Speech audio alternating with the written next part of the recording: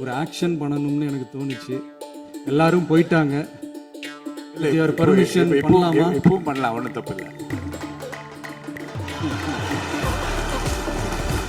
இப்பவும் சொல்றேன், மக்கள் பணத்திலிருந்து ஒரு பைசா கூட தொடமாட்டோம், தொடவும் விடமாட்டோம், தொட்டா விடமாட்டோம், இதுக்கு முன்னாடி தொட்டவங்களையும் விடமாட்டோம். ஒவ்வொரு ஊழலா வெளியில வரும் போல இங்க இருக்கிற நிறைய பேரு நடுங்கி போய் இதுல நம்ம மேல அவதூறு வேற.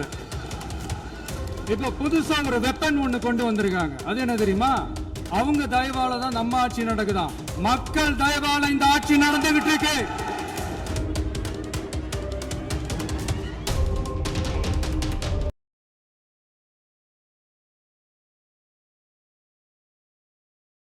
மாபெரும் தலைவர்கள் வழிநடத்திய மாண்பும் மாபெரும் வரலாற்று சிறப்பு கொண்ட இந்த சட்டமன்ற பேரவையின் 17வது சட்டமன்ற பேரவைக்கு நம்மையும் நம்ம தமிழக வெற்றி கழகத்தை சார்ந்த சட்டமன்ற உறுப்பினர்களையும் தேர்ந்தெடுத்து அனுப்பின நிரந்தரமாக என் நெஞ்சில் குடியிருக்கும் தாயன்புமிக்க தமிழக மக்கள் அனைவருக்கும் என்னுடைய மனப்பூர்வமான நன்றிகள். 17வது சட்டமன்ற கூட்டத்தொடரின் முதல் ஆளுநர் உரையின் மீதான நன்றி தெரிவிக்கும் தீர்மானத்திற்கு பதிலுரை வழங்க வாய்ப்பளித்த மாண்புமிகு பேரவைத் தலைவருக்கு நம் வணக்கத்தை தெரிவித்துக் கொள்கிறோம். மாண்புமிகு பேரவைத் தலைவர் அவர்களே, இந்த 17வது மாமன்றத்தில் அதிகப்படியான 12 கட்சிகளை சேர்ந்த பிரதிநிதிகள் தேர்ந்தெடுக்கப்பட்டிருக்கும். நாம கொள்கை ரீதியாகவும் நிலைப்பாடு ரீதியாகவும் வேறுபட்டு இருந்தாலும் மக்கள் பணி செய்வதுதான் நம்ம எல்லாருக்கும் பிரைமரியா இருக்கிற ஒரே எய்ம்.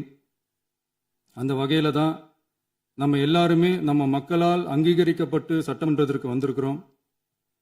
அதனால நாம கருத்தால் வேறுபட்டாலும் மக்கள் சேவை என்ற நோக்கத்தில் நம்ம மாநிலம் சார்ந்த விஷயங்கள்ல நாம எல்லாரும் ஒன்றிணைந்து பயணிச்சா நம்ம தமிழ்நாடு என்னைக்கும் எதிலையும் முதன்மை மாநிலமாக திகழும். ஆளுநர் உரைக்கு நன்றி தெரிவிக்கும் தீர்மானத்தில் பேசின மாண்புமிகு உறுப்பினர்களுக்கு நன்றி. எதிர்த்து பேசினாதான் எதிர்கட்சின்னு ப்ரூவ் பண்ண முடியும்னு நினைச்சுக்கிட்டு பேசின எதிர்கட்சியை சேர்ந்த எதிர்கட்சி தலைவர் உள்ளிட்ட மாண்புமிகு உறுப்பினர்களுக்கும் வணக்கமும் நன்றியும். பதிலுரை வழங்குற அதே நேரத்தில் நம்மளை சட்டமன்ற உறுப்பினராக தேர்ந்தெடுத்த பெரம்பூர் தொகுதி மக்களுக்கு நம்மளோட நெஞ்சார்ந்த நன்றிகள். அதே மாதிரி ராஜினாமா பண்ணிட்டாலும் நம்மளை தேர்ந்தெடுத்த திருச்சி கிழக்கு மக்களுக்கும் இந்த மன்றத்தில் நம்மளோட நன்றியை பதிவு செய்கிறோம். அப்புறம் நம்மளோட அரசியல் பயணத்தை பற்றியும் கொஞ்சம் பதிவு செய்ய விரும்புகிறோம். நாம் ஏதோ ஷூட்டிங்லேருந்து நேராக வந்து சிஎம் ஆன மாதிரியே சில பேர் ஒரு இமேஜ் கிரியேட் பண்ணுறாங்க. அவங்களுக்கு அவங்க ஆசைப்படுற லாங்குவேஜ்லேயே சொல்கிறோம், அது வெறும் ரீல் தான், ரியல் கிடையாது. ஒரு சாதாரண நடிகனாக தான் நம்ம கெரியர் தொடங்குச்சு. அப்புறம் அப்படியே சின்சியராக உழைச்சி மேலே வந்தோம். நம்ம கெரியரில் நாம் மேலே வந்ததுக்கு இந்த விஜய் ஒருத்தன் மட்டுமே காரணம் இல்லை, அவனோட உழைப்பு மட்டுமே காரணம் இல்லை. இந்த விஜயோட உழைப்புக்கும் உயர்வுக்கும் பின்னாடி இருக்கிற ஒட்டுமொத்த தமிழ்நாட்டு மக்களோட அன்பும் அரவணைப்பும் தான் காரணம். ஒவ்வொரு வீட்டில் இருக்க ஒவ்வொருத்தரும் நம்மளை அவங்க வீட்டில் ஒருத்தனா ஏற்றுக்கிட்டது தான் நமக்கு கடவுளும் மக்களும் தந்த மிகப்பெரிய வரம். அதுக்காகவே கடவுளுக்கு சமமான நம்மளோட சொந்தங்களான தமிழக மக்கள் அனைவருக்கும் மீண்டும் மீண்டும் நன்றி. இப்படி நம்மளை தாயன்போடு அள்ளி அரவணைச்ச தமிழ்நாட்டு மக்களுக்கு நாம் எப்படியெல்லாம் துணையாக இருந்தோம், எப்படியெல்லாம் மக்களோட மக்களா இருந்தோம்னு சொல்றேன். 1990ஸ்லயே ரசிகர் மன்றமாக இருந்தப்பவே மக்களுக்கு துணையாக நிற்க ஆரம்பித்தோம்.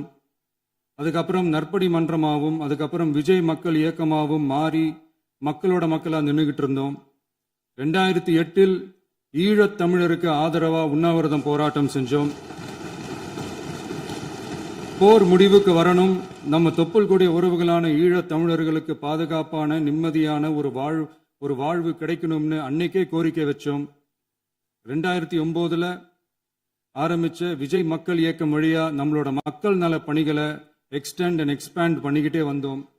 கல்விக்கு துணையா இருந்தோம், சோஷியல் சர்வீஸ் செஞ்சோம், வெள்ள நிவாரணத்துல துணையா இருந்தோம். கொரோனா காலத்துல மக்களுக்கு தோள் கொடுத்தோம்.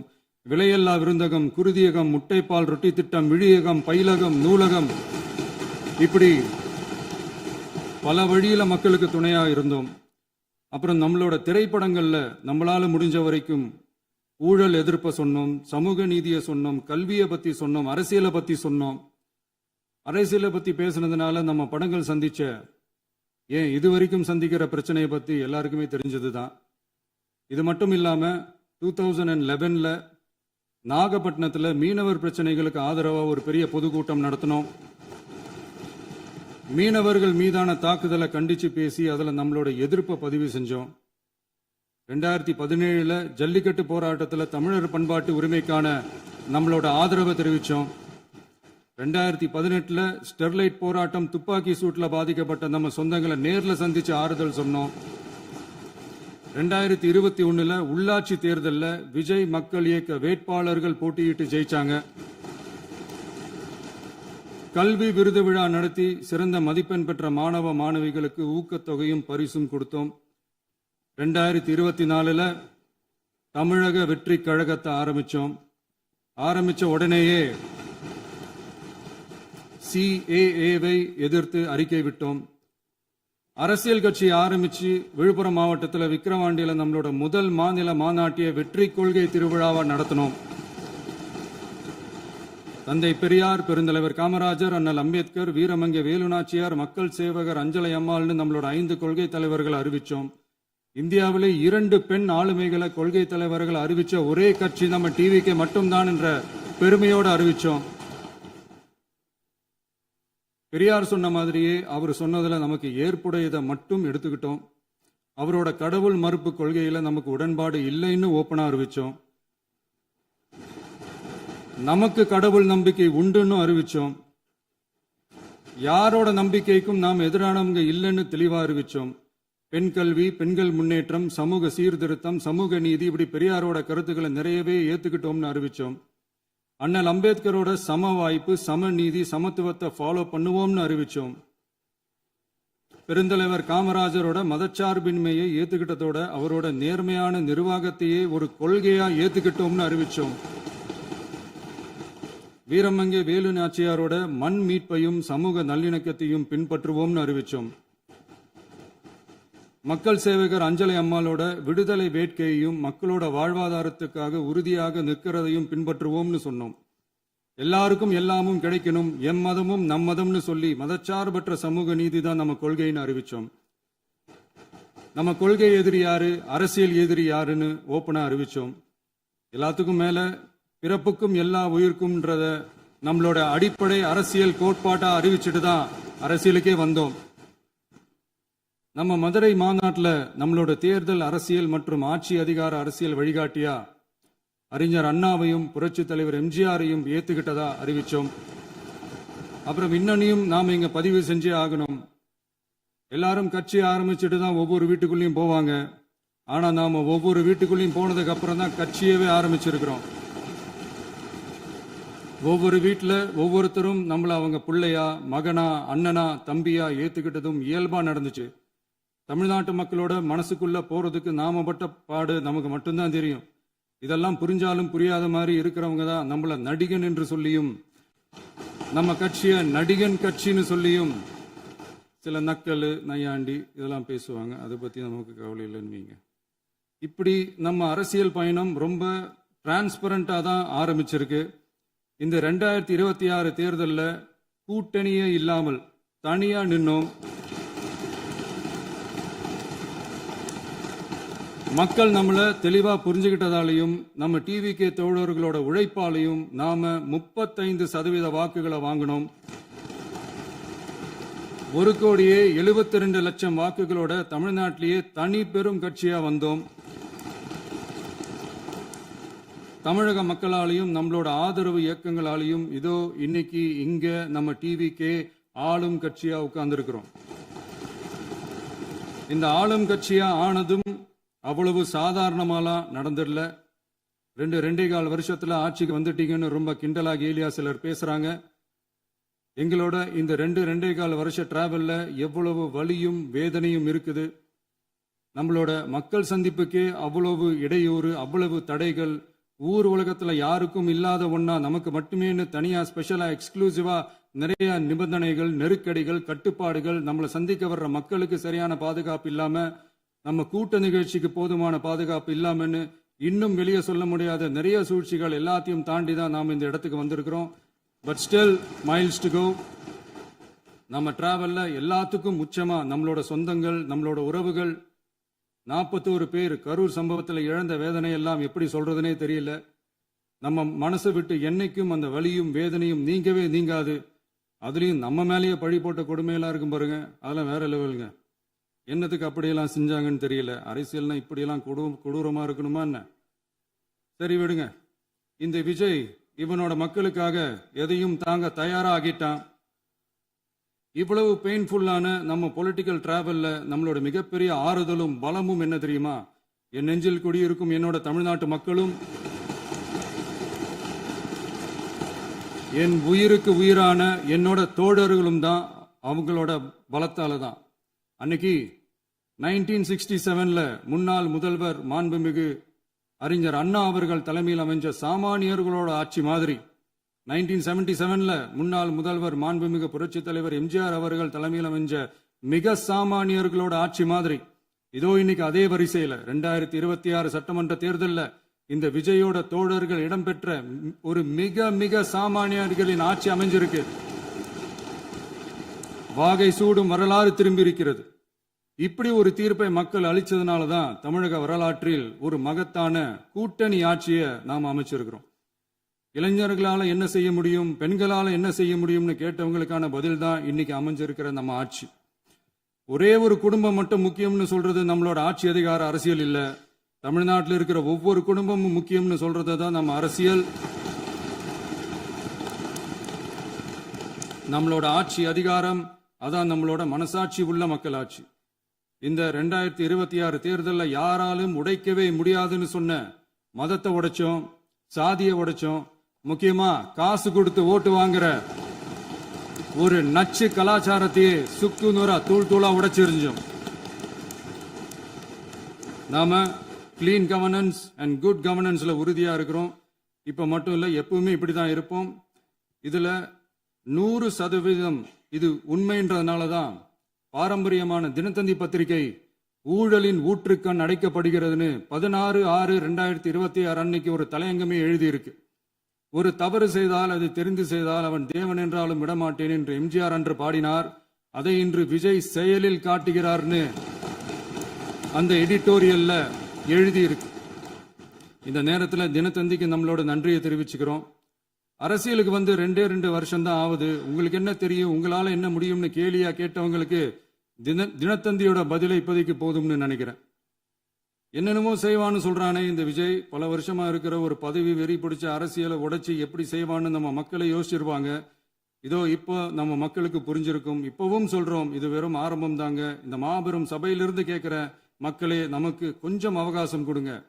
இதுக்கு முன்னாடி, அதாவது 2017 கடைசியில இருந்து 2026 ஏப்ரல் வரைக்கும் இருந்த புண்ணியவான்கள் ஆட்சியில ஒவ்வொரு டிபார்ட்மெண்ட்லயும் போட்ட ஏராளமான ஓட்டைகளை அடைச்சிக்கிட்டே படிப்படியா மக்களுக்கு நல்லதையும் செஞ்சுக்கிட்டே வருவோம். அதனாலதான் நமக்கு எதிரா யார் யாரோ சேரவே மாட்டாங்கன்னு நினைச்சவங்க எல்லாம் ஒன்னா சேர்றாங்க. நம்ம ஆட்சிக்கு டேட்டு குறிக்கிறாங்க.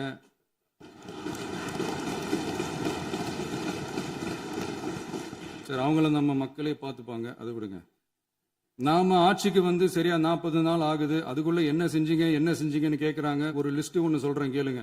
பெண்கள் பாதுகாப்புக்காக சிங்கப்பெண் சிறப்பு படை, 200 யூனிட் வரை கட்டணமில்லா மின்சாரம், போதைப் பொருள் ஒழிப்புக்காக தனிப்படை, குறுவை நெல் சாகுபடியை ஊக்குவிப்பதற்காக 134.83 கோடி சிறப்பு தொகுப்பு திட்டம், வழிபாட்டு தலம், ஸ்கூல், பஸ் ஸ்டாண்டுன்னு அதுக்கு பக்கத்தில் இருக்கிற 717 மதுபான கடைகள் மூடப்பட்டன. அங்க வேலையில் இருந்தவர்களுக்கு வேறு கடைகளில் வேலை, கவனிக்கப்படாமல் விடப்பட்ட அம்மா உணவகங்கள் புதுப்பிக்கப்பட்டன. பத்திரப்பதிவு துறையில் பகல் கொள்ளைக்கு ஃபுல் ஸ்டாப் வைக்கப்பட்டுள்ளது. வருகையில்லா ஆவண பதிவு முறை கொண்டு வர உத்தேசிக்கப்பட்டு செயல்பாட்டில் உள்ளது. அரசு மற்றும் தனியார் மருத்துவமனையில் ஸ்கேன் மையங்களில் கருவுறுவதற்கு முன் மற்றும் பின் ஏற்படும் தவறுகளை கண்காணிக்கவும், மருத்துவ நிறுவனம் முறைப்படுத்தும் சட்ட விதிகள் பின்பற்றப்படுகிறதா என கண்காணிக்கவும், மருத்துவ மற்றும் ஊரக பணிகள் இயக்கத்தின் பயன்பாட்டிற்காக 40 புதிய வாகனங்கள் வழங்கப்பட்டுள்ளது. கூட்டுறவு வங்கியின் ஏழை எளிய மக்கள் வாங்கிய கடனுக்கு முதல் முத்தாய்ப்பாக ரூபாய் 2045 கோடி தள்ளுபடி வழங்கி ஆணையிடப்பட்டுள்ளது. ஒன்றிய அரசிடம் கேட்டுக்கொண்டதற்கிணங்க கடந்த 2 வருடமாக நிறுத்தி வைக்கப்பட்ட இருந்த ஜல் ஜீவன் மிஷன் திட்டம் புதுப்பிக்கப்பட்டு ஜல் ஜீவன் மிஷன் திட்டம் 2.0 நடைமுறைக்கு கொண்டு வரப்பட்டுள்ளது. 18,500 கோடி அளவில் உறுதியளிக்கப்பட்ட காஞ்சிபுரம் மாவட்டத்தில் மைய விரிவாக்க திட்டம், கோயம்புத்தூரில் மின்னணு பொருட்கள் மற்றும் மின்னணு அமைப்புகள் உற்பத்தி திட்டம் மற்றும் திருவள்ளூர் மாவட்டத்தில் காட்டுப்பள்ளி LNT கப்பல் கட்டும் தளம் விரிவாக்க திட்டத்திற்கு ஒப்பந்தங்கள் போடப்பட்டுள்ளன. அனைத்து நிர்வாக நடவடிக்கைகளும் மின்னணு முறையில் மாற்றம் கொண்டுவர நடவடிக்கை எடுக்கப்பட்டு வருகிறது. சட்டவிரோத கல்குவாரி மற்றும் அனுமதியின்றி கனிமங்களை எடுத்துச் செல்வது தடுக்கப்பட்டுள்ளது. பல்வேறு குவாரிகள் சீல் வைக்கப்பட்டுள்ளன. கனிமங்களை கண்காணிப்பது, எல்லைகளை நிர்ணயிப்பது மற்றும் ஆளில்லா விமானம் மூலம் அளவீடு செய்வது போன்றவற்றை செயல்படுத்துவதற்கான பணிகள் மேற்கொள்ளப்பட்டு வருகின்றன. அனைத்து துறைகளிலும் அலுவலர் தலையீடு இல்லாமல் லஞ்ச லாவண்யமற்ற தமிழகத்தை உருவாக்க அனைத்து நடவடிக்கைகளும் முடுக்கிவிடப்பட்டுள்ளது. இதெல்லாம் சாம்பிள் தான், இன்னும் இருக்கு. இந்த வெறும் 40 நாளுக்குள்ளேயே இவ்வளவு செஞ்சிருக்கோம்னா இனி வர்ற நாட்கள்ல கொஞ்சம் கொஞ்சமா படிப்படியா ஸ்டெடியா உழைச்சி லஞ்சலாவணம் இல்லாத, ஊழல் இல்லாத, பெண்களுக்கு பாதுகாப்பான, சுதந்திரமான, டிரான்ஸ்பரண்டான தமிழ்நாட்டை நம்ம சொந்தங்களான தமிழக மக்களுக்கு தர்றது தான் நம்மளோட ஒன் அண்ட் ஒன்லி டார்கெட். கண்டிப்பா அதை நிறைவேற்றியே காட்டுவோம். 8 கோடி மக்கள் நம்மளோட இருக்கிறப்போ ஏங்க அதை செய்ய முடியாது? மாண்புமிகு பேரவைத் தலைவர் அவர்களே, தமிழ்நாட்டின் கருவூலம் எப்படி திசை மாறி உருமாறி தேய்ந்து ஓய்ந்து கிடைக்கிறதுன்னு சொன்னாங்க. திசை மாறி உருமாறி தேய்ந்து ஓய்ந்துன்னு வசனம் மாதிரி ரைமிங்கா இல்லாம வளமான இலக்கியமா இதே சபையில பேசினவங்களோட திறமையான ஆட்சியில நடந்த நிதி மேலாண்மையை பத்தி வெள்ளை அறிக்கையா வெளியிட்டோம். வெள்ளை அறிக்கை வந்ததிலிருந்தே கண்ணை கட்டுதுங்க.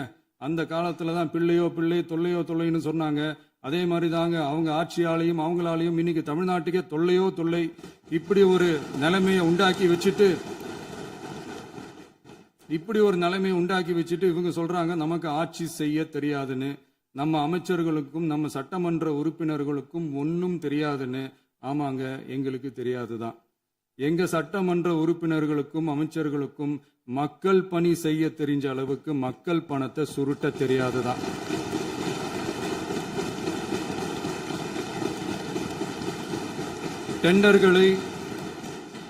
டெண்டர்களை முறைப்படுத்த தெரிஞ்ச அளவுக்கு அதோட ரேட்டை உயர்த்தி ஊழல் செய்ய தெரியாதுதான். பதவி உயர்வு வழங்கவும் பணி இடமாற்றம் கலந்தாய்வு நடத்தவும் தெரியுமே தவிர பதவி உயர்வுக்கும் பணியிட மாற்றத்திற்கும் பணம் பறிக்க தெரியாதுதான். புதிய பணியிடங்கள் உருவாக்க தெரியுமே தவிர அந்த பணியிடங்களை பணத்துக்கு விற்க தெரியாதுதான். கோயில்கள்ல நடக்கிற நிர்வாக சீர்கேட்டை தடுக்க தெரியுமே தவிர கோயில் பணத்தை கொள்ளையடிக்க தெரியாதுதான். தங்கத்தை உருக்கி தாரை வார்க்க தெரியாதுதான். கனிம வளத்தை பாதுகாக்க தெரிஞ்ச அளவுக்கு கனிமத்தை வித்து கொள்ளையடிக்க தெரியாதுதான். அரசு வருமானத்தை அரசு கஜானாவுக்கு மாத்த தெரிஞ்ச அளவுக்கு அந்த பணத்தை தனிப்பட்ட கஜானாவுக்கு மடை மாத்த தெரியாதுதான். போதை கலாச்சாரத்தை தடுக்க தெரிஞ்சவங்களுக்கு போதை கலாச்சாரத்தை வளர்க்க தெரியாதுதான். நம்ம குடும்பத்தில் இருக்கிற பாட்டி, அம்மா, அக்கா, தங்கச்சி, குழந்தைங்களை, பெண்களை மதிக்க தெரிஞ்சவங்களுக்கு ஓசி பஸ், 1000 ரூபாய் கேஸ், இப்படிலாம் பேச தெரியாதுதான். எங்க உறுப்பினர்களுக்கும் அமைச்சர்களுக்கும் மக்கள் சேவை தெரிந்த அளவிற்கு சுயநல தேவையை செஞ்சிக்க தெரியாதுதான். அதனாலதான் சொல்றோம், எங்களை பார்த்து எதுவும் தெரியாதுன்னு சொல்றவங்களுக்கு சொல்றோம், இதெல்லாம் எங்களுக்கு தெரியாதுதான். உங்களை மாதிரி முறைகேடுகளை செய்யறத நாங்க தெரிஞ்சுக்கவும் போறதில்ல, தெரிஞ்சுக்கவும் ஆசைப்படல. அத கடைசி வரைக்கும் எங்களுக்கு தெரியாமலே இருந்துட்டு போகட்டும். அதனால நாங்களும் எங்க மக்களும் வெரி வெரி ஹாப்பி தான். மாண்புமிகு பேரவைத் தலைவர் அவர்களே, எதிர்ப்பவர்கள் எதிர்க்கட்சி என்பதற்காக எங்கள் ஆட்சி மீது 1000 பழி போடலாம். ஆனாலும் தமிழக மக்களுக்கு உண்மையை உணர்த்த வேண்டியது நம்மளோட கடமை. மின்வெட்டை பொறுத்தவரை தமிழ்நாடு மின்மிகை மாநிலமாக இருந்தாலும் கடந்த காலங்களில் ஏற்பட்ட நிர்வாக குளறுபடிகளும் மின்சார சாதனங்கள் மற்றும் மின் மாற்றிகளில் ஏற்படும் பழுதாலும் வேண்டுமென்றே சிலரின் நடவடிக்கைகளாலும் இந்த மின்வெட்டிற்கு காரணமாக உள்ளது. மின் விநியோக மீட்பு நடவடிக்கைகளை ஒருங்கிணைப்பதற்காக எதிர்பாராமல் இரவு நேரங்களில் ஏற்படும் மின் தடங்களை விரைந்து சரி செய்வதில் 10 உயர்மட்ட கண்காணிப்பு குழுக்கள் மற்றும் 125 சிறப்பு மின் தடை நீக்க ரோந்து வாகனங்கள் வழங்கப்பட்டு 24 மணி நேரமும் கண்காணிக்கப்படுகிறது. கூடுதலாக தற்போது 77 புதிய மின் தடை நீக்க மையங்களும் உருவாக்கப்பட்டுள்ளன. விரைவில் இந்த மின்வெட்டு நிலைமை அறவே நீக்கப்படும். மாண்புமிகு பேரவைத் தலைவர் அவர்களே, நம்ம விவசாயிகள் எல்லாரும் நம்மளை நல்லா புரிஞ்சுக்கிட்டு தமிழக வெற்றி கழகத்தை ஏத்துக்கிட்டாலும் எதிர்க்கட்சிகளோட தூண்டுதலால சில இடங்கள்ல சில போராட்டங்கள் நடக்குது. எதிர்க்கட்சிகள் என்னதான் சித்து வேலை செஞ்சாலும் விவசாய பெருமக்கள் எல்லாரும் நம்ம ஆட்சி அவங்களுக்கான ஆட்சி தான் நல்லா புரிஞ்சுதான் வச்சிருக்கிறாங்க. இந்த வருஷம் எல்னினோ விளைவா எப்பவும் இருக்கிறத விட இந்த டைம் மழை குறையுங்கிறதையும் நம்ம விவசாயிகள் உணர்ந்துதான் இருப்பாங்க. இருந்தாலும் நம்ம அரசு நம்ம விவசாயிகளோட வாழ்வாதாரத்துக்காக பக்கபலமாகவும் உறுதியாகவும் துணை நிற்கும்ங்கிறத தெரிவிச்சுக்கிறோம். நம்ம தமிழகத்தில் ஏற்கனவே நடந்த அதி அற்புதமான சூப்பரான நிர்வாக திறன் கொண்ட 50 வருஷ அரசியல் அனுபவம் கொண்ட 2.0, 3.0, 4.0 பல 0.0 மாடல் ஆட்சி நடத்த கனவு கண்டவங்களோட அட்டகாசமான ஆட்சிக்காரங்க பல்வேறு விதமான நிதி நெருக்கடியை நம்ம மக்களுக்கும் நமக்கும் பரிசா கொடுத்துட்டு போய் இருந்தாலும் கூட்டுறவு வங்கிகளின் மூலம் 75,000 வரை பயிர்கடன் பெற்று குறு சிறு இதர பெரு விவசாயிகளுக்கு 100% முழுமையான பயிர்கடன் தள்ளுபடியும் 75,000க்கு மேல் கடன் பெற்றவர்களுக்கு குறைந்தபட்சமாக 35,000 பண பயன் கிடைக்கும் அளவிற்கு மொத்தம் 14,43,504 விவசாயிகளுக்கு ரூபாய் 5,932.23 கோடி பயிர்கடன் தள்ளுபடி வழங்கப்பட்டுள்ளது. மாண்புமிகு பேரவைத் தலைவர் அவர்களே, நாம ஒன்றியத்தில் கூட்டுறவு கூட்டாட்சி, மாநிலத்தில் சுயாட்சி என்ற கொள்கையை கொண்டவங்க தான் ஏற்கனவே அறிவிச்சிருக்கிறோம். தற்போதைய ஒன்றிய அரசு சார்ந்த கட்சியுடன் அரசியலில் கொள்கை அளவில் நேர் எதிராக நிற்கிறவங்க தான் நாம. அதே சமயத்தில் எதுக்கெடுத்தாலும் கண்ணை மூடிக்கிட்டு ஒன்றிய அரசோட மோதல் போக்கை விரும்புறவங்க நாம இல்ல. நமக்கு எப்பவுமே தமிழகத்தின் வளர்ச்சி மட்டும்தான் முக்கியம். அதுக்காக நம்மளோட அரசியல் ரீதியான கொள்கைகளையோ மாநில உரிமைகளையோ கொஞ்சம் கூட விட்டு கொடுக்கவே மாட்டோம். அதுல ரொம்ப தெளிவாகவும் உறுதியாகவும் இருக்கிறோம். இனியும் இப்படித்தான் இருப்போம். அதுல ஒருபோதும் மாற்றமே இருக்காது. அதனால இதுல யாரு திசை திருப்ப வேலையில் ஈடுபட்டாலும் அவங்க எல்லாரும் மக்கள் மத்தியில் தோற்பது உறுதி. எனவே நம்ம மக்களுக்கோ சிறுபான்மை சகோதரர்களுக்கோ நம்ம ஆதரவு இயக்கங்களுக்கோ எந்தவித சந்தேகமும் வேண்டாம். நாம் யாரோட டீமும் இல்ல. நாம எப்பவுமே பியூரான பீப்புள்ஸ் டீம். இன்னும் சொல்ல போனா நாம secular team, social justice team. மாண்புமிகு பேரவைத் தலைவர் அவர்களே, அரசு விழாக்கள், கல்வி நிறுவனங்கள் மற்றும் பல அதிகாரப்பூர்வ நிகழ்ச்சிகளோட தொடக்கத்தில் நம்ம தமிழ்தாய் வாழ்த்த பாடுறது தான் வழக்கமா இருக்கு. தமிழ்தாய் வாழ்த்த பொறுத்த வரைக்கும் நம் அரசு இதுல நம்மளோட உறுதியான நிலைப்பாட்டை ஒன்றிய அரசுக்கு மிக தெளிவா தெரிவிச்சிருக்கு. அது இல்லாம இதில் மாநில அரசின் கொள்கைக்கு ஏற்ப ஒன்றிய அரசின் அறிவிக்கையில் திருத்தம் மேற்கொள்ள கோரிக்கையும் விடுக்கப்பட்டுள்ளது. நீட் தேர்வை பொறுத்தவரை கிராமப்புற மற்றும் பொருளாதார ரீதியாக பின்தங்கிய மாணவர்களுக்கு சமமான வாய்ப்பை வழங்குவதில்லை. மருத்துவ கல்வியில் சமூக நீதி மற்றும் சம வாய்ப்பை நீட் பாதிக்கிறது என்பதை உணர்கிறோம். எனவே மருத்துவ படிப்புகளுக்கான சேர்க்கையை 12ஆம் வகுப்பு மதிப்பெண்களின் அடிப்படையில் நடத்த வேண்டும் என்று நமது அரசு வலியுறுத்தி வருகிறது. மத்திய அரசிடம் நீட்டிலிருந்து தமிழ்நாட்டிற்கு விலக்கு வழங்க வேண்டும் என்று கோரிக்கை விடுத்துள்ளது. மாண்புமிகு பேரவைத் தலைவர் அவர்களே, பேரறிஞர் அண்ணா அவர்கள் தலைமையிலான அரசு 1968 இருமொழி கொள்கையை நடைமுறைப்படுத்தியது. தமிழ் ஆட்சி மொழி, தமிழ் மொழியை பாதுகாப்பது, மாணவர்களுக்கு ஆங்கிலத்தின் மூலம் உலக அளவிலான வாய்ப்புகளை வழங்குவது, எந்த ஒரு மொழியையும் கட்டாயமாக திணிப்பதை தவிர்ப்பது மற்றும் எதிர்ப்பது, நிலத்தின் மொழி மற்றும் பண்பாட்டு அடையாளத்தை பேணுவது என்பதை நம் தமிழக வெற்றிக் கழக ஆட்சி ஏற்றுக்கொண்டுள்ளது. எனவே தமிழ்நாட்டில் தமிழ் ஆட்சி மொழி மற்றும் இருமொழி கொள்கை என்பதில் நமக்கு மாற்று கருத்தே இல்லை. மாண்புமிகு பேரவைத் தலைவர் அவர்களே, கடந்த 11/6/2026 அன்று நடந்த நிதி ஆயோக் கூட்டத்தில் தமிழ்நாடு அரசின் சார்பாக கலந்து கொண்டு வறுமையற்ற தமிழ்நாடு இயக்கம் உருவாக்க தேவையான நிதியையும், தமிழ்நாட்டுக்கு 2 எய்ம்ஸ் மருத்துவமனைகளை தருமாறும், மருத்துவம் மற்றும் பல் மருத்துவ படிப்பிற்கு 12ஆம் வகுப்பு மதிப்பெண் அடிப்படையில் இடங்களை நிரப்புதல் குறித்தும், செயற்கை நுண்ணறிவு தொடக்க நிறுவன வளர்ப்பு மையங்கள் தமிழ்நாட்டில் அமைக்கவும், இளைஞர் திறன் மற்றும் வேலைவாய்ப்பு இயக்கம் செயல்படுத்த வேண்டியும், பெண்கள் தலைமையிலான வளர்ச்சி குறித்தும், மீனவ சமுதாயங்களின் வாழ்வாதாரம் மற்றும் மீன்பிடி படகுகள் மற்றும் மீனவர்களை விடுவித்தல் குறித்து நிரந்தர நடவடிக்கை எடுக்க வேண்டியும், காலநிலை தாங்கும் தன்மை பெருந்திட்டம் 2045 கீழ் விண்வெளி உற்பத்தி மையத்தை தேசிய விண்வெளி உற்பத்தி மையமாக அறிவிக்க கோரியும், தமிழ்நாட்டில் சாலை போக்குவரத்து நெடுஞ்சாலை மற்றும் ரயில்வே அமைச்சகத்தின் மேம்பாட்டு குறித்தும், அனைத்து கிராமங்களையும் டிஜிட்டல் இணைப்பு வசதி ஏற்படுத்துதல் குறித்தும், கூட்டு குடிநீர் திட்டம் தொடரவும்,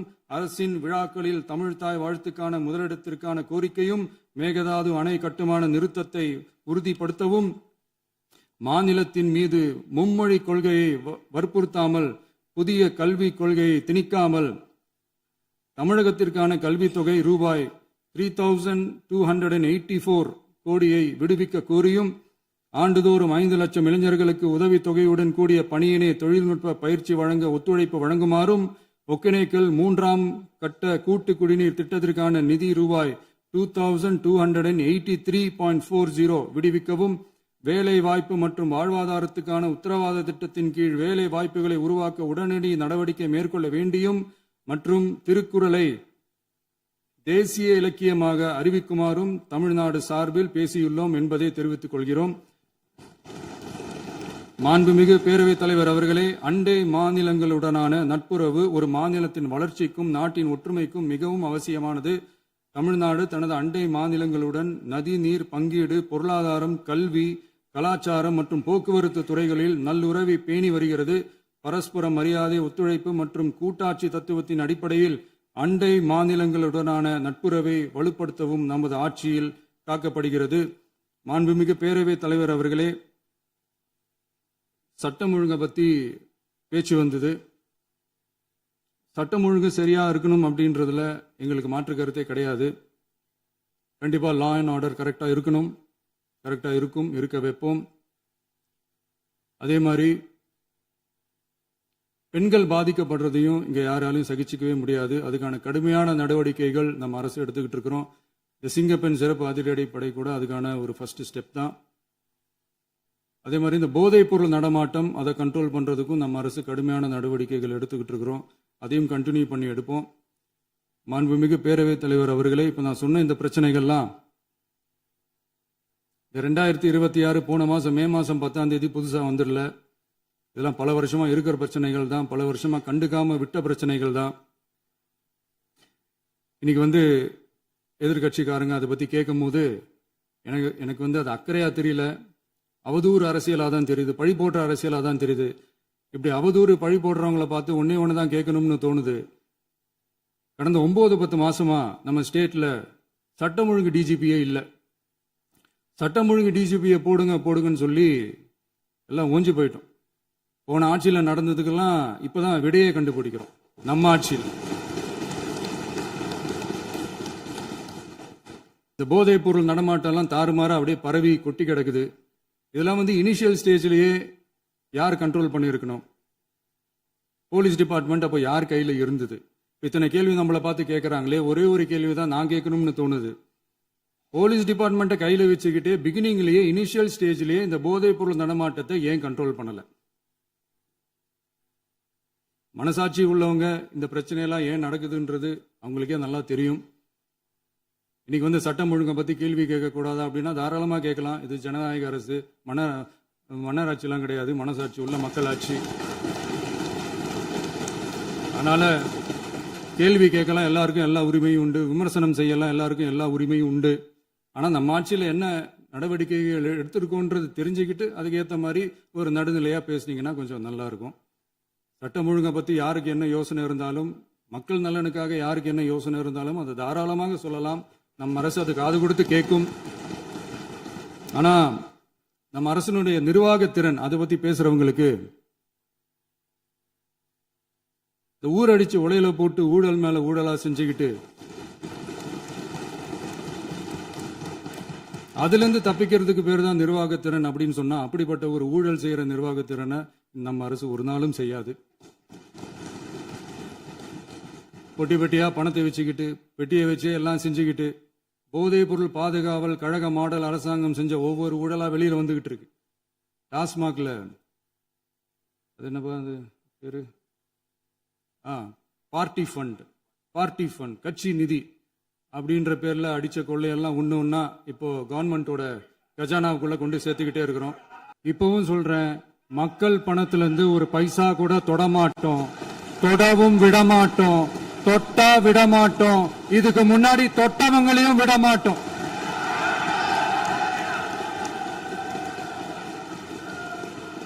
ஒவ்வொரு ஊழலா வெளியில வரும் போலே, ஒவ்வொரு வேஷமா கலைஞ்சிரும் போல, இங்க இருக்கிற நிறைய பேரு நடுங்கி போய் இதுல நம்ம மேல அவதூறு வேற. இப்ப புதுசா ஒரு வெப்பன் ஒண்ணு கொண்டு வந்திருக்காங்க. அது என்ன தெரியுமா? அவங்க தயவால தான் நம்ம ஆட்சி நடக்குதான். மக்கள் தயவால இந்த ஆட்சி நடந்துகிட்டு இருக்கு. மனசாட்சி உள்ள சக்திகளோட ஆதரவால இந்த ஆட்சி நடந்துகிட்டு இருக்கு. நாங்க தான் அனுப்பி வச்சோம் அப்படின்றாங்களே. அனுப்பி வச்சவங்களுக்கு மினிஸ்ட்ரியில இடம் கொடுத்தா ஏன் கதறீங்க? ஏன் இவ்வளவு கோபம்? ஏன் இவ்வளவு கதறல்? இதுல இன்னொரு முக்கியமான விஷயம், மார்க்சிஸ்ட் கம்யூனிஸ்ட் கட்சி நமக்கு ஆதரவு கொடுத்தது சுயேட்சையா எடுத்த முடிவுன்னு சொல்றாங்க. அதே மாதிரி இந்திய கம்யூனிஸ்ட் கட்சி நமக்கு ஆதரவு கொடுத்தது சுயேட்சையா எடுத்த முடிவுன்னு சொல்றாங்க. இதுல எங்க இருந்து நாங்க தான் அனுப்பி வச்சோம்னா புரியலையே. மக்களுக்கு நல்லா புரியும், எல்லாத்தையும் தெளிவா பார்த்துக்கிட்டு இருக்கிறாங்க.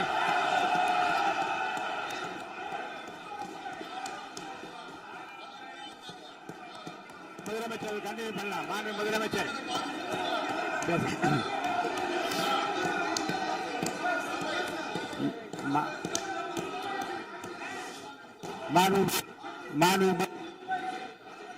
முதலமைச்சர் கண்டினியூ பண்ணலாம்.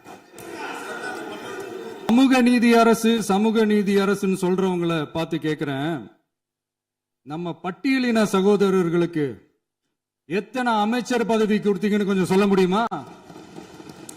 ஆனா நம்மளுடைய அரசுல 8 அமைச்சர் பதவிகள் யாருக்கு? நம்ம பட்டியலின சகோதரர்களுக்கு. எல்லாம் நம்ம அண்ணன், நம்ம தம்பி, நம்ம தங்கச்சிங்க. அண்ணல் அம்பேத்கர் அவர்களுடைய கிட்டத்தட்ட 100 ஆண்டு கால கனவு இப்ப நிறைவேறி இருக்கு. நான் ஏன் கொஞ்சம் சவுண்டா பேசுறேன் அப்படின்னா, அவங்களுக்கு கேட்கணுன்றதுக்காக, தப்பா எடுத்துக்காது. அதே மாதிரி பெண்களோட பாதுகாவலர் நாங்க தான் அப்படின்னு சொல்லிக்கிறவங்களை கேட்கிறேன், எத்தனை பெண்களுக்கு அமைச்சர் பதவியில இடம் கொடுத்தீங்க கொஞ்சம் சொல்ல முடியுமா? எங்க அரசுல 4 சகோதரிகளுக்கு அமைச்சர் பதவி கொடுத்திருக்கிறோம்.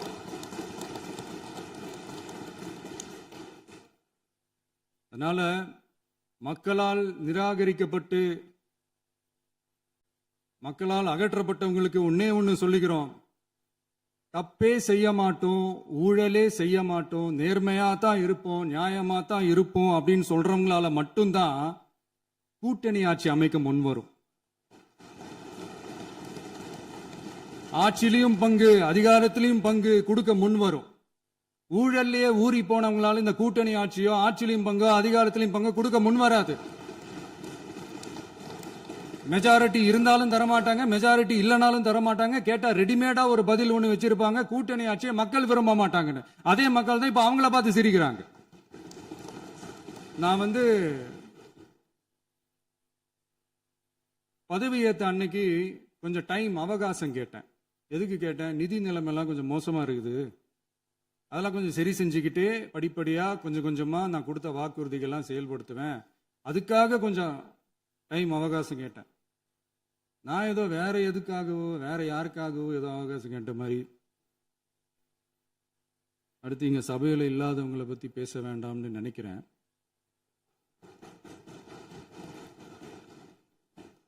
இங்க நம்மளை பத்தி அவதூறு பரப்புறதோட மட்டும் இல்லாம இப்ப நம்ம மக்கள் மேலேயும் அவதூறு பரப்ப ஆரம்பிச்சிட்டாங்க. மக்கள் நமக்கு ஓட்டு போட்டது தப்பான், குடும்பம் குடும்பமா நமக்கு ஆதரிச்சது தப்பான். இது இப்ப இல்ல, நான் சொல்றது எம்ஜிஆர் அவர்கள் காலத்திலிருந்தே. அப்பவே அவர் ஜெயிச்சப்போ அதே மக்களை தப்பு தப்பா பேசுறது. மக்கள் என்ன பண்ணிட்டாங்க, எம்ஜிஆர் என்ன பண்ணிட்டாரு, எம்ஜிஆர் என்ன இது பண்ணிட்டாரு.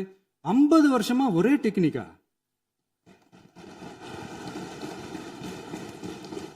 டெக்னாலஜி எல்லாம் மாறி வேற எங்கேயோ போயிட்டு இருக்கு பஸ். இதுல கொஞ்சம் டெக்னிக்காச்சும் கொஞ்சம் மாத்தினா கொஞ்சம் நல்லா இருக்கும். அதனால மக்களுக்கு யூஸ்ஃபுல்லா இருக்கிற மாதிரி இந்த ஆக்கப்பூர்வமான கருத்துக்களோ ஆக்கப்பூர்வமான யோசனைகளோ இருந்தா சொல்லுங்க.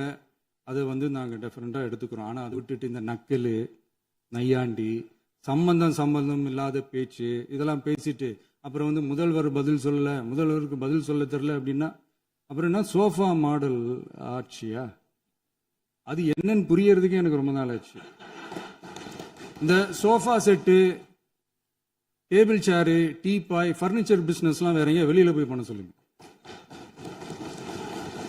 அப்படி அந்த பிசினஸ் தான் பண்ணணும்னா நிறைய பிசினஸ் பண்ற மாதிரி வெளியில போய் பண்ண சொல்லுங்க, இங்க சட்டசபைக்குள்ள வேணாம். அதனால ஆக்கப்பூர்வமான கருத்துக்கள் இருந்தா சொல்லுங்க. டெஃபினட்டா அது சரியா இருந்தா நாங்க ஏத்துக்கிறோம். எனக்கு ஒரு குட்டி கதை ஒண்ணு ஞாபகம் வருது, சொல்லாமா? ஒரு ஊர்ல ஒரு பெரியவர் வெயில் ரொம்ப ஜாஸ்தியா இருக்குன்னு சொல்லிட்டு கண்ணுக்கு மேல கை வச்சுக்கிட்டு இப்படி சுத்தி முத்தி தேடிக்கிட்டு இருந்தாராம். அப்ப கூட இருந்த ஒரு சின்ன பையன் என்ன தேடுறீங்க அப்படின்னு கேட்டானா. அதுக்கு அந்த பெரியவர் சொன்னாரா, அது ஒண்ணு இல்ல தம்பி, உங்க அப்பா இங்கதான் இருப்பாருன்னு சொன்னாங்க, அதான் தேடிக்கிட்டு இருக்கேன். எங்க உங்க அப்பாவையா காணோம்?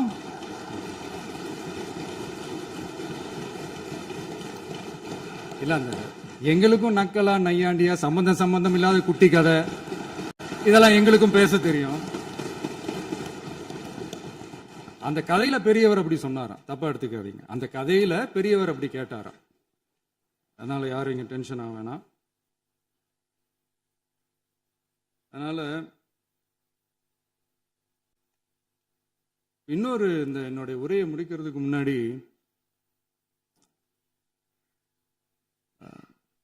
போயிட்டாங்க, பேசலாமா? நிறைய உங்க கருத்துக்களை நீங்க முழுமையாக மன நிறைவோடு பேசலாம்.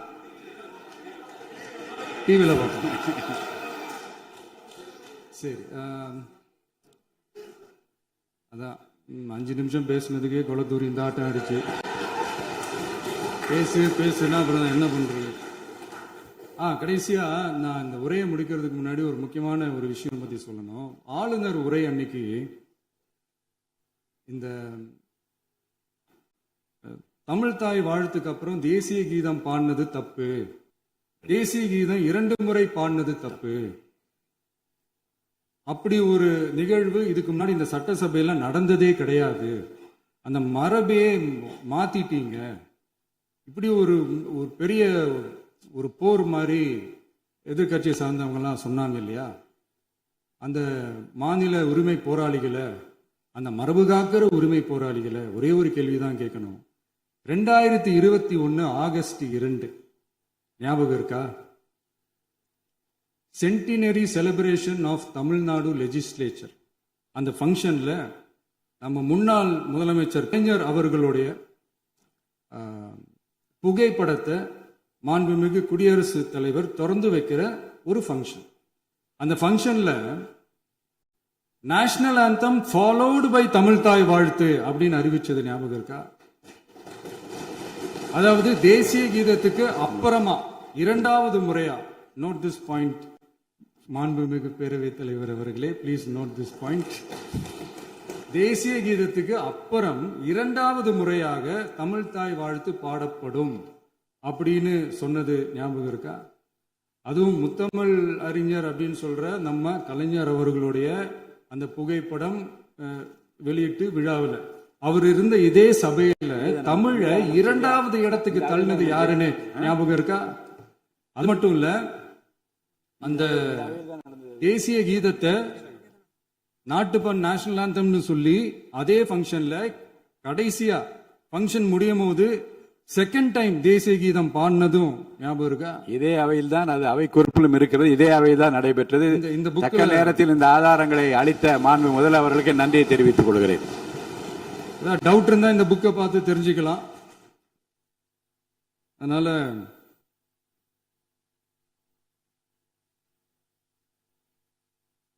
இதெல்லாம் கேட்டா என்ன சொல்லுவாங்கன்னா, அது ஜனாதிபதி கலந்துகிட்ட ஃபங்க்ஷன், அதெல்லாம் அப்படிதான், அதெல்லாம் கண்டுக்க கூடாது அப்படின்னு சொல்லுவாங்க. இதே மாதிரிதான் பேசுறது ஒண்ணு, செய்யறது ஒண்ணு, செய்யறது ஒண்ணு, பேசுறது ஒண்ணு. இதெல்லாம் மக்கள் பார்த்துக்கிட்டு இருக்காங்க. எலெக்ஷனுக்கு முன்னாடி தான் அப்படி செஞ்சுக்கிட்டு இருந்தாங்க. இப்போ எலெக்ஷனுக்கு அப்புறம் அதே தான் செய்யறாங்க. இந்த விஜயையும் சாமானியர்களின் உண்மையான சமூக நீதி அரசையும் அவமானப்படுத்துறதுக்கு தான் அவங்களோட அந்த பொலிட்டிக்கல் சீனியாரிட்டி அது பயன்படுத்துது போல. சரி, செய்யட்டும் செய்யட்டும், நல்லா செய்யட்டும். இப்போ ஆனாலும் நம்மளுடைய மாநில உரிமை, மொழி உரிமை, உத்தமபுத்திரர் போல வேஷம் போடுற எதிர்கட்சிக்கு ஒன்றை மட்டும் ஆணித்தரமாக சொல்றோம்.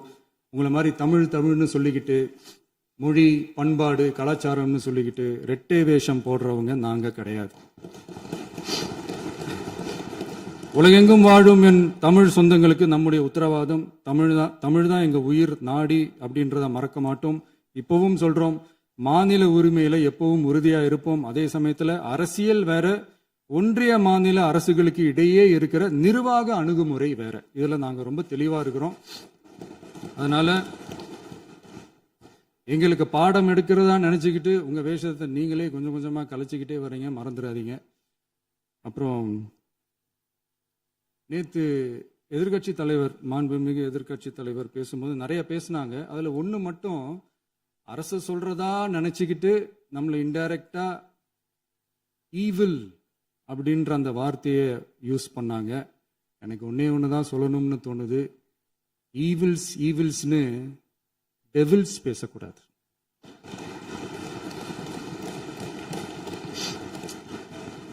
அவங்க இருந்திருந்தா ஒரு ஆக்ஷன் பண்ணணும்னு எனக்கு தோணுச்சு. எல்லாரும் போயிட்டாங்க. பர்மிஷன் பண்ணலாமா? இப்பவும் பண்ணலாம், ஒன்றும் தப்பு இல்லை.